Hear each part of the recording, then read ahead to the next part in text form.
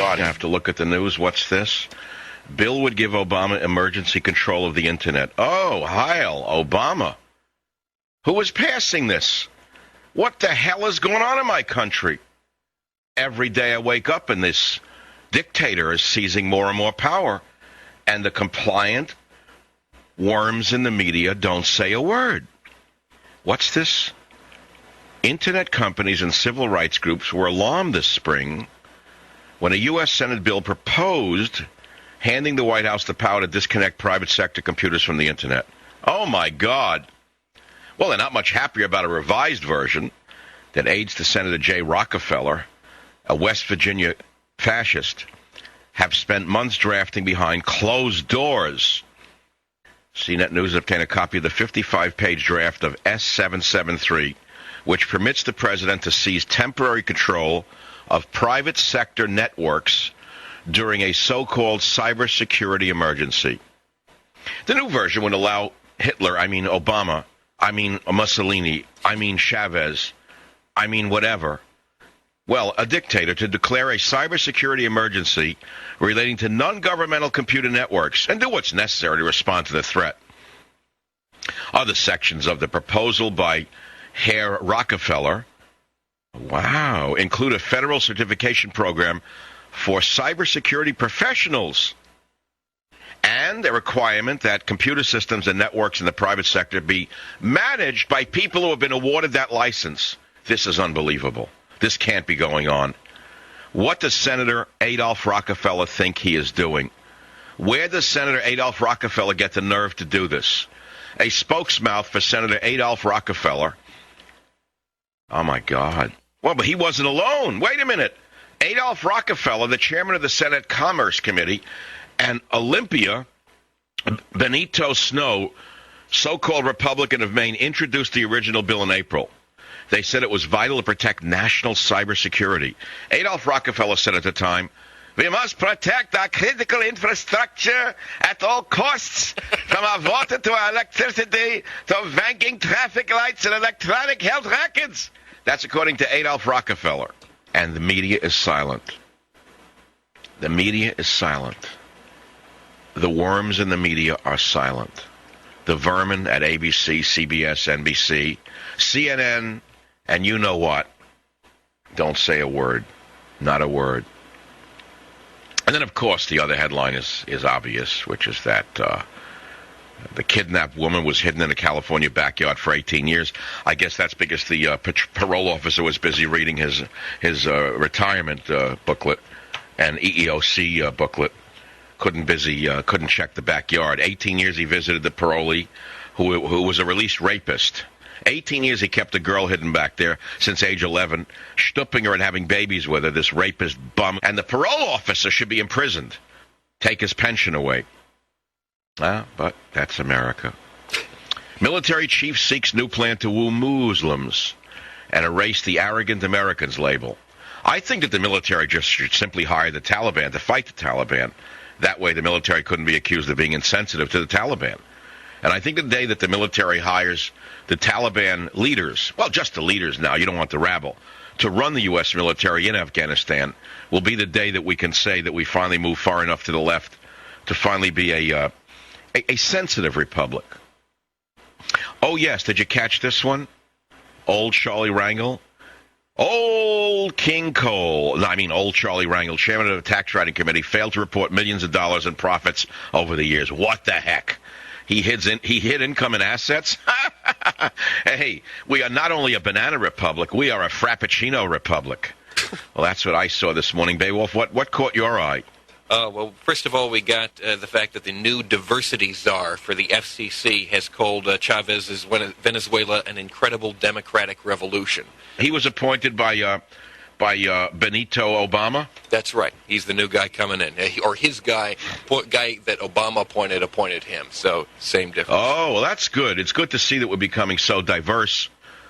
In fact, we'll become so diverse that we won't have any diversity at all. There you go. And a former Time reporter on his Twitter account compared Kennedy's death to 9/11. What? Yeah, he said... Making that up. No, he said, he Twittered, he's now writing for Talking Points Memo, which is a blog, and he said, it feels a bit like 9/11 on Martha's Vineyard.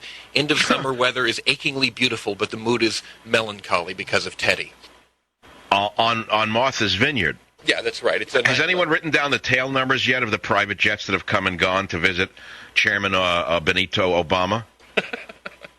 And then, of course, our good friend, the head of the Joint Chiefs of Staff, Mullen, he says that... the PR man, yeah. That's right. Apparently he's written a searing critique of government efforts at strategic communication with the Muslim world, saying that no amount of public relations will establish credibility if American behavior overseas is perceived as arrogant, uncaring. All right, so that's why he wants to hire more Muslims. Exactly. There you go. Yeah, well, Mullen should definitely go ahead and hire the Taliban to fight the Taliban. Because, as I said, Beowulf, that's the only way to erase the arrogant Americans label. That's the only... It would be on the order of if General Patton, World War II, hired SS officers to lead his tank brigades. Because that way he wouldn't have been seen as insensitive as he took Berlin. How does a country survive that is this corrupt and this asleep and this indifferent?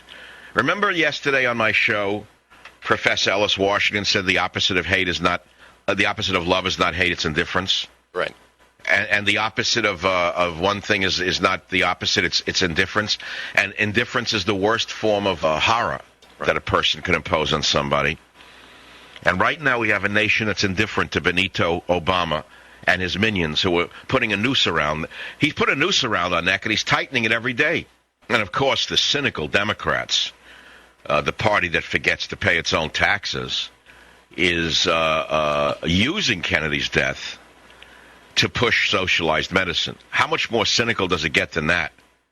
So he's the military chief who seeks a new plan to woo Muslims? It's none other than the PR man himself? That's right. He was the one who was born in Hollywood, raised in Hollywood by an agent to the stars. No amount of public relations will establish credibility of American behavior.